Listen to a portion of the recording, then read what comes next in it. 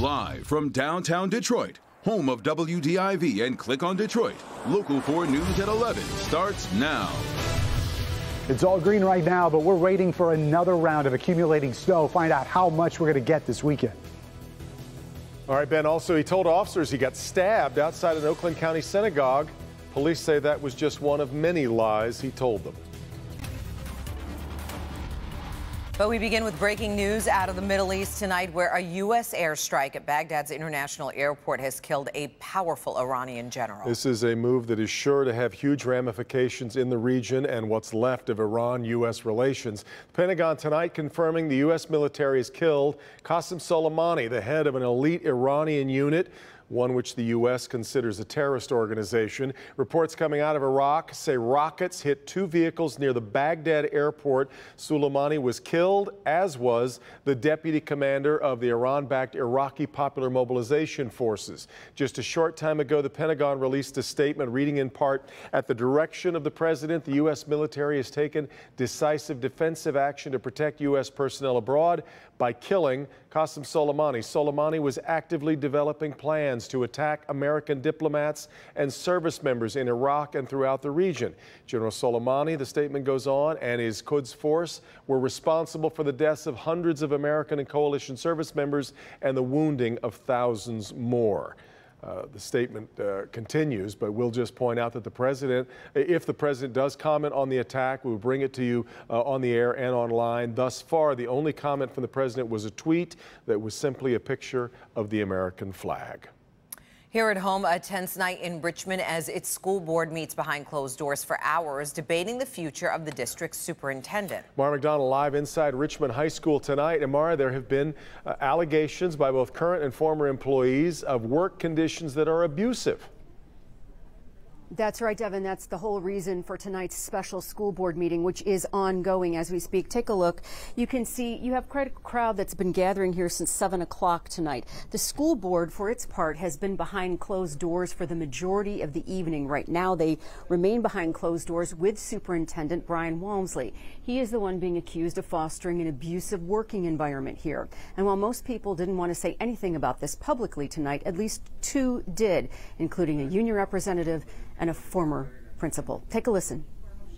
I represent the paraprofessionals, secretaries, and administrators now in Richmond. I would like to speak on their behalf tonight because some of them are afraid of retaliation. Look at the pattern. Something's not right. I hope that you will finally seriously investigate the concerns brought forward, because it's not about negotiations and it's not about disgruntled employees. It's about how people should be treated.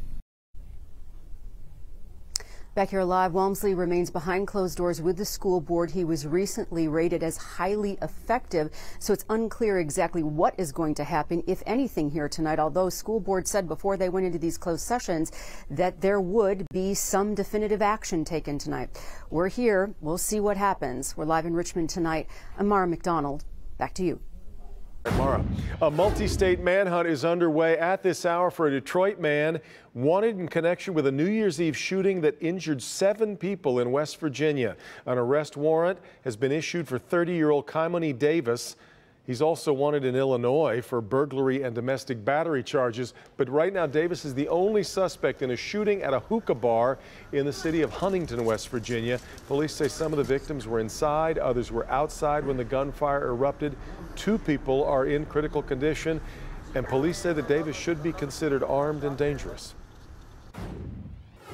Well, here we go on the second day of the new year. We have temperatures pushing 50. I know you're tracking some snow for the weekend, but the warm up, it is, isn't it? Yeah, 2 days in a row. Probably not going to get there in the city, but if you're down in the South Zone, there's a chance you may see 50 for an hour or so.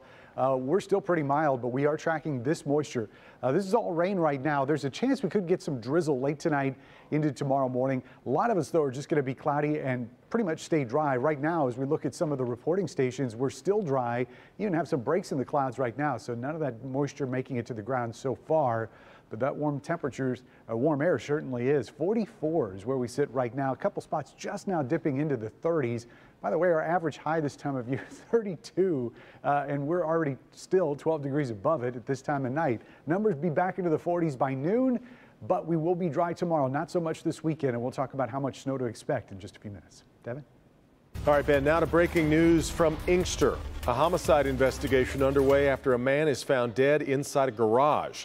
State police were responding to shots fired in the area of New York and Princess, that's near John Daly, when troopers made the discovery. Several shell casings were also found near that intersection. Expect a large police presence there for the next several hours. He's accused of faking his own stabbing outside of a West Bloomfield synagogue, and that's not the only lie police say he told officers. Coco McAvoy live in West Bloomfield tonight. And Coco, as it turns out, it was his Apple Watch that helped police crack the case. Yes, that's right. Detectives were able to use the watch to help determine that he made up the entire story, and now he's been charged with a crime here at 48th District Court. A twisted tale landed Sean Samet in big trouble.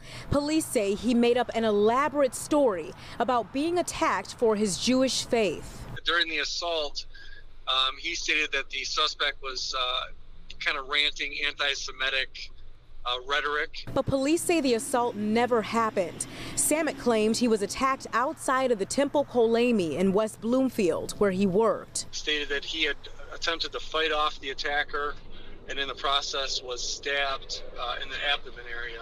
Police took it seriously and started investigating. We immediately brought in detectives, we brought in our canine dogs.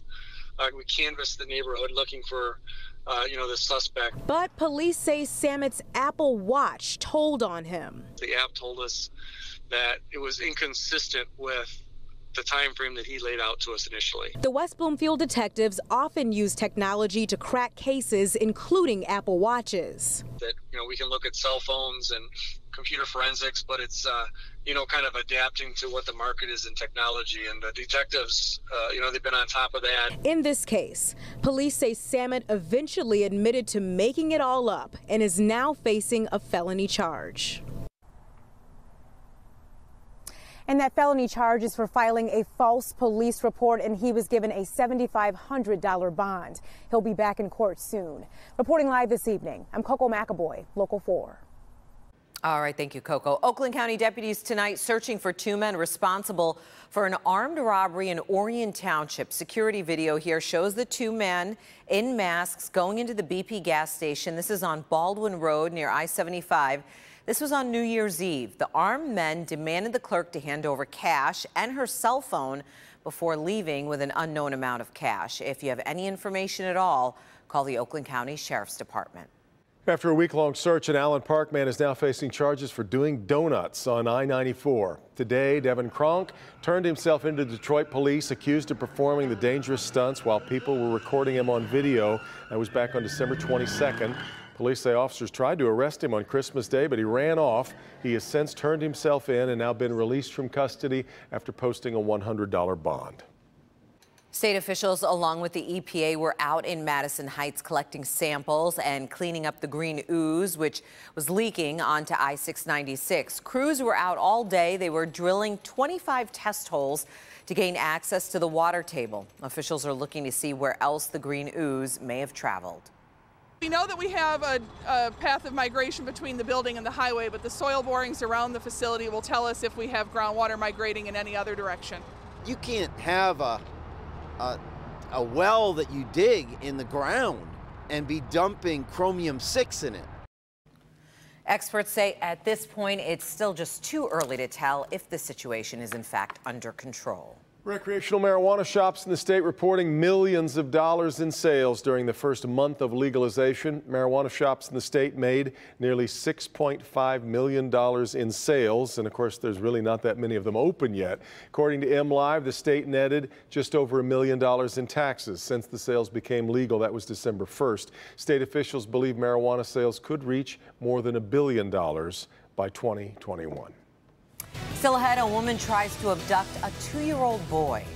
We were just yelling, and she was saying that my brother was her baby. What the boy's older sister did as soon as she noticed something strange was going on. A judge makes a controversial ruling, what the family of a little girl must decide after losing their battle in court. But first, it is the terrifying attack that went viral, what the victim did during the kidnapping that helped police track down the man they believe responsible.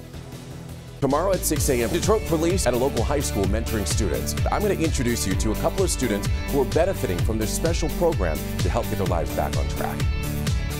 The defenders get results. A certain type of guardrail that could be a potentially deadly hazard. A guardrail pierced her car and she was killed instantly. Defender Karen Drew first exposed the problem. Defenders have learned these guardrails are used in the state, most of them right here in Metro Detroit. And other states have had issues. And the state decided to take action.